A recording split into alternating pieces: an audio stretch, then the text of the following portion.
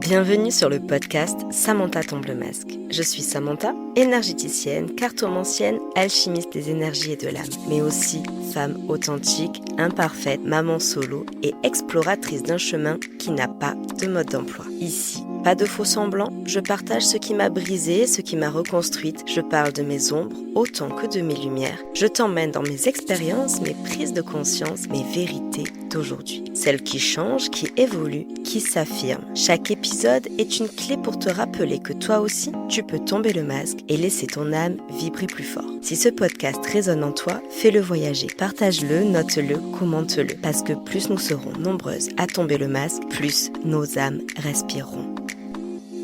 Aujourd'hui, j'ai envie de te parler d'un sujet essentiel, mais qu'on oublie toutes trop souvent. La connexion à soi. Tu sais, on va être capable d'écouter quelqu'un qui nous répond à un simple « ça va ». Mais combien de fois, toi, tu t'es arrêté sincèrement pour te demander « mais en fait, comment je vais moi ?» Souvent, on court, on travaille, on prend soin des autres, on gère 1000 choses, on dit « ça va » par réflexe, mais au fond, on ne sait même plus vraiment comment on se sent. Est-ce que je vais bien? Est-ce que je suis fatiguée? Est-ce que je me sens en paix? Et puis, il y a cette autre vérité. On rêve tout d'une connexion profonde avec les autres, on voudrait être comprise, aimée, vue, mais réellement, comment l'autre pourrait vraiment te comprendre si toi-même tu ne te comprends pas? La relation à l'autre commence toujours par la relation à soi, mais ça, on ne nous l'a jamais appris. On nous a appris à faire plaisir, à être gentil, disponible, à sourire, mais pas à écouter nos émotions, nos envies, nos besoins. Alors dans cet épisode, j'ai envie de t'inviter à un voyage intérieur. Un voyage pas toujours confortable, parce que se rencontrer vraiment, ça demande du courage, mais c'est aussi le chemin le plus beau. Celui qui te permet de poser une vraie base pour enfin te comprendre, t'accepter, pour être en lien autrement avec les autres. Et je vais pas parler de venir t'aimer dans le sens cliché, non. Parce qu'on n'est pas obligé d'aimer toutes les facettes de soi pour être en lien avec soi. On va parler de comprendre, écouter, reconnaître, parce que c'est ça, la vraie clé. Alors je vais te poser une première question que tu pourras garder en toi pendant tout l'épisode. Et attention, c'est la première d'une longue liste, donc si tu veux les noter, n'hésite pas. Aujourd'hui, quel est le lien que j'entretiens avec moi-même?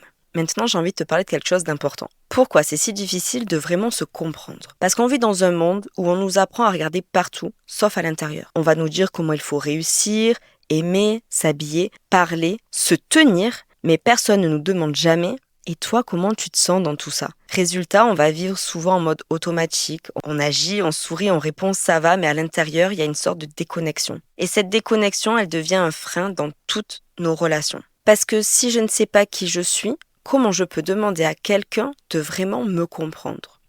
Si je ne sais pas ce dont j'ai besoin, comment je peux le communiquer à l'autre? La relation la plus importante de ta vie, c'est celle que tu as avec toi.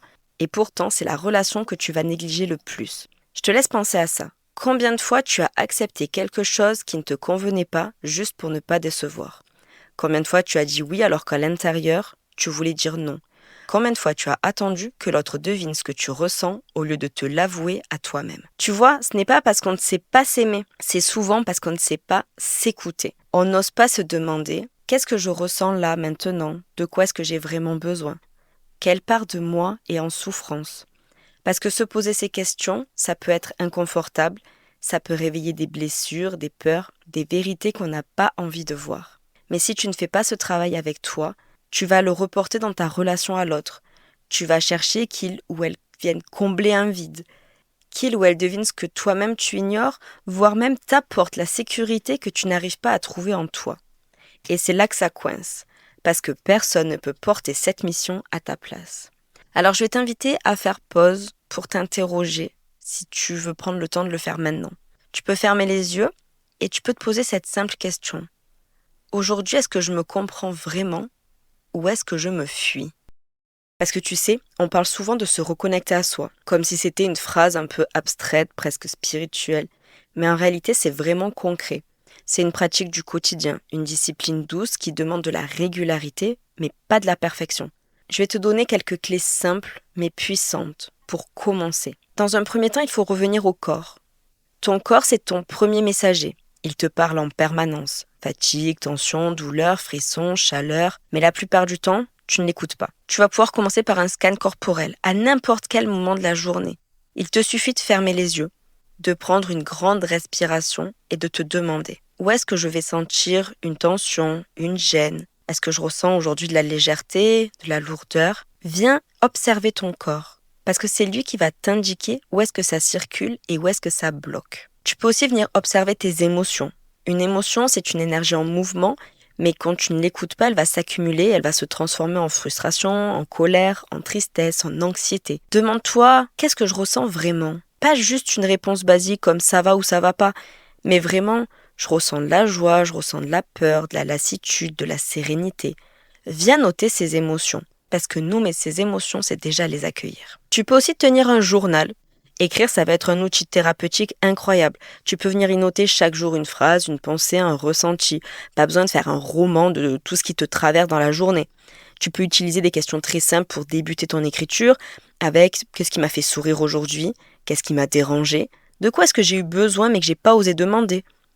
Et petit à petit, tu auras des réponses aux questions parfois que tu ne te posais même pas. Tu vas pouvoir aussi cultiver le silence, parce qu'on croit que pour se comprendre, il faut réfléchir tout le temps. Mais souvent, il faut surtout s'entendre. Et pour ça, il faut couper le bruit. Prends quelques minutes par jour, sans téléphone, sans musique, sans distraction.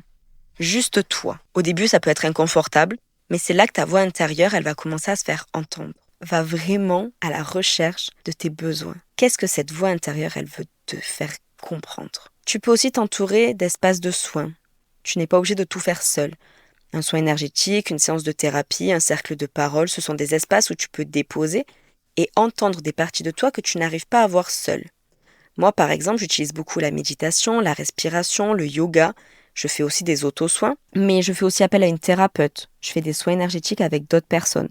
Parce que parfois, on a besoin d'un miroir extérieur pour voir ce qu'on cache à l'intérieur. Si aujourd'hui tu décidais de t'écouter un peu plus, qu'est-ce que tu pourrais mettre en place dès ce soir ou dès demain matin? Parce que tu vois, souvent on cherche la connexion à l'autre comme si elle devait tout régler dans nos vies. Comme si trouver la bonne personne allait guérir nos blessures, apaiser nos doutes, remplir nos manques.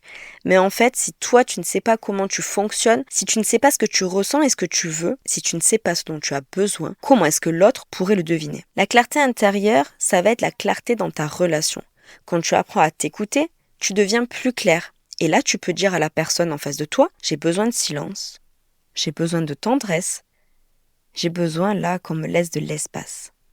Et tu vois, c'est pas être égoïste, c'est aussi offrir à l'autre une vraie porte d'entrée vers toi. Tu ne seras plus frustré de ne pas avoir d'espace, d'être en manque de tendresse. Tu ne seras plus en colère parce que tu manques de silence. La personne pourra vraiment t'apporter ce dont tu as besoin. Sans cette clarté, tu vas être dans une relation pleine de malentendus et tu vas t'attendre à ce que la personne en face devine des choses que toi-même tu ne sais pas. La relation, elle va devenir un miroir, pas une béquille. Parce que quand tu t'es coupé de toi, tu vas souvent utiliser l'autre comme une béquille. Tu vas t'attendre à ce qu'il te rassure, te valide, comble tes manques. Alors que quand tu es connecté à toi, la relation, elle change complètement de nature. L'autre, il devient pas un sauveur, mais juste en fait un miroir. Quelqu'un qui reflète ton état intérieur, avec qui tu peux évoluer, grandir, dialoguer. Tu sors aussi du besoin d'être comprise à tout prix. Parce que quand tu ne te connais pas, chaque incompréhension de l'autre peut être vécue comme un rejet, une blessure, une preuve que tu ne peux pas être aimé. Alors que quand tu fais ton chemin intérieur, tu sais que même si l'autre ne te comprend pas toujours, toi tu te comprends. Et là, ça change tout. Tu peux même venir guider l'autre. Tu ne te perds plus dans des projections, tu restes vraiment aligné. Ça a vraiment un impact concret dans ta vie de tous les jours. Parce que tes discussions vont devenir plus vraies, tu vas être beaucoup moins dans les non-dits, tes relations sont apaisées, parce que tu ne demandes pas à l'autre de porter le poids de tes blessures. Tu vas oser dire ce que tu penses, que ce soit un non ou un oui, tu n'auras plus de peur, plus l'impression de trahir. Tu vas attirer des relations qui vibrent avec authenticité et tu vas tomber le masque. La connexion à toi ouvre la connexion au plus grand. Ce qui est beau, c'est que quand tu vas rentrer dans une relation à l'autre, depuis cet espace où toi tu es connecté à toi, tu vas pas être seulement connecté à l'autre, tu vas être connecté à une énergie beaucoup plus vaste. Celle de la vie, de l'amour, du sacré.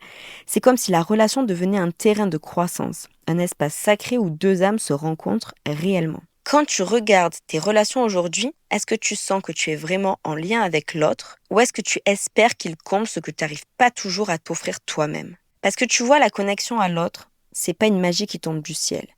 c'est le reflet de la connexion que tu entretiens avec toi-même. Quand tu commences à t'écouter vraiment, à reconnaître tes besoins, à accueillir tes émotions, tu changes ta vibration. Et naturellement, tu changes aussi la qualité de tes relations. Parce qu'on attire des personnes qui résonnent avec notre vérité, parce que plus tu te comprends, plus tu laisses l'autre te comprendre sans filtre, et parce que la vraie connexion ne peut pas exister sans authenticité. J'ai envie de te laisser avec une question simple mais puissante. Et si à partir d'aujourd'hui, tu devenais ta propre priorité, si tu sens que ce chemin d'introspection t'appelle mais que tu ne sais pas par où commencer, je suis là pour t'accompagner. Dans mes soins et mes accompagnements, on vient justement libérer ce qui bloque à l'intérieur pour que tu puisses retrouver cette connexion plus profonde à toi et ouvrir des relations plus vraies, plus fluides, plus alignées. Tu n'as vraiment pas à faire ce chemin seul. J'espère que cet épisode t'a plu et qu'il t'a fait résonner. Une fois de plus, j'ai tombé le masque et c'est avec toi que j'aime le faire. Si tu veux continuer cet échange, tu peux venir en discuter avec moi sur Instagram, @samantha.ruiz.soulhealing. Je serai ravie de connaître ton ressenti. Et si tu veux m'aider à faire grandir ce podcast, pense à le noter, le commenter. Et surtout, si tu as envie de semer cette énergie autour de toi, n'hésite pas à le partager. Je te dis à très vite dans tes oreilles.